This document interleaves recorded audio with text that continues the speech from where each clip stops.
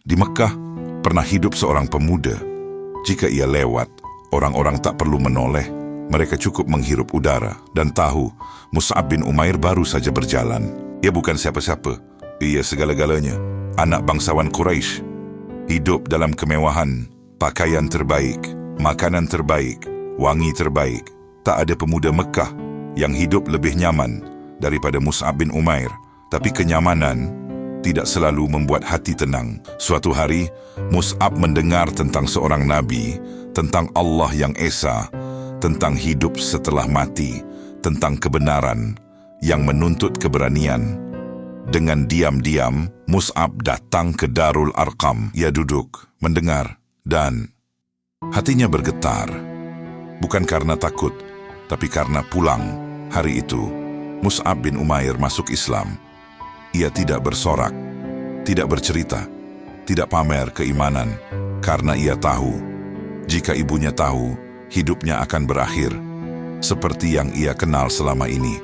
Kabar itu akhirnya sampai ke telinga ibunya, Khunas binti Malik, wanita kuat, wanita berpengaruh, wanita yang terbiasa, mendapatkan apa yang ia mau, dan hari itu, ia ingin satu hal, Mus'ab kembali seperti dulu. Mus'ab dikurung, dirantai, dikunci di rumahnya sendiri, makanan dikurangi, kemewahan dicabut. Tekanan datang setiap hari. Ibunya berkata, "Tinggalkan agamamu, atau kau bukan anakku." Mus'ab menunduk, bukan karena takut, tapi karena hormat. Lalu ia berkata pelan, "Ibu, aku mencintaimu, tapi aku tak bisa meninggalkan kebenaran." Kalimat itu memutus segalanya. Mus'ab akhirnya lepas.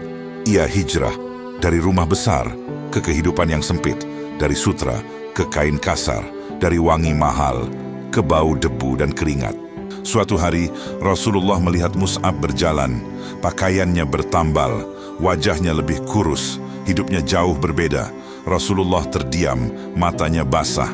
Beliau bersabda, "Aku pernah melihat Mus'ab, tak ada pemuda Mekah yang lebih mewah darinya. Dan lihatlah dia hari ini." Mus'ab tidak mengeluh, tidak marah pada takdir.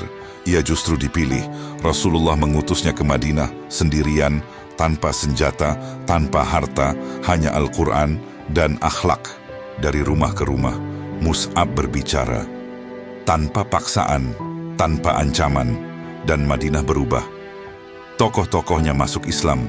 Kota itu bersiap menyambut Rasulullah. Semua itu berawal dari satu pemuda yang rela kehilangan dunia. Di perang Uhud, Mus'ab berdiri, memegang panji kaum muslimin. Debu, teriakan, kekacauan. Musuh datang, tangan kanannya ditebas, panji jatuh. Mus'ab meraihnya. Dengan tangan kirinya ditebas. Ia menjepit panji dengan dadanya, dan tombak menembus tubuhnya. Mus'ab bin Umair gugur. Perang selesai, Rasulullah mencari jasad Mus'ab. Ketika ditemukan, tak ada kain yang cukup untuk mengkafaninya. Jika kepalanya ditutup, kakinya terbuka. Jika kakinya ditutup, kepalanya terlihat. Rasulullah terdiam lama, sangat lama, lalu bersabda pelan, "Tutuplah kepalanya dan letakkan daun di kakinya." Pemuda yang dulu pakai sutra terbaik Mekah, hari itu dikubur dengan kain yang tak cukup.